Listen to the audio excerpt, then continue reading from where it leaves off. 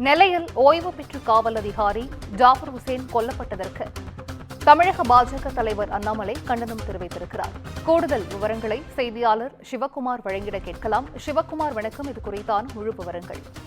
திருநெல்வேலியில இன்று காலை ஓய்வு பெற்ற காவல் அதிகாரி ஜாகிர் ஹுசேன் அப்படிங்கிறவர் 2 பேர் கொண்ட கும்பலால காலை டவுன் பகுதியில வச்சு வெட்டி கொலை செய்யப்பட்டாரு. இது ஒரு ஓய்வு பெற்ற காவல் அதிகாரியை கொலை செய்யப்பட்ட விவகாரம் நெல்லை மாவட்டத்தில் ஒரு கடும் பரபரப்பை ஏற்படுத்திய நிலையில தமிழக பாஜக தலைவர் அண்ணாமலை தன்னோட ட்விட்டர் பக்கத்துல ஒரு அறிக்கை ஒண்ணு வெளியிட்டிருக்கிறாரு.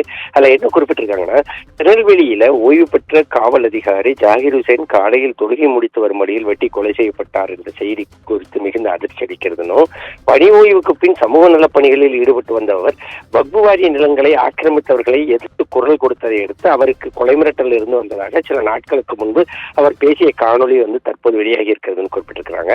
அதே மாதிரி ஒரு ஓய்வு பெற்ற அதிகாரிக்கே கொலை மிரட்டல் விடுத்து அவரை படுகொலை செய்யும் அளவிற்கு தமிழகத்தில் உள்ள சட்டம் ஒழுங்கு சீர்குலைந்து கிடக்கிறதாகவும், சாமானிய மக்களின் புகார்களை காவல்துறை கண்டுகொள்வதில்லை என விமர்சனம் செஞ்சிருக்கிற அவர் திமுக அரசை விமர்சிப்பவர்கள் மீது மட்டுமே நடவடிக்கை எடுக்க காவல்துறை பயன்படுத்தப்படுகிறது தெரிவிச்சிருக்கிறாரு.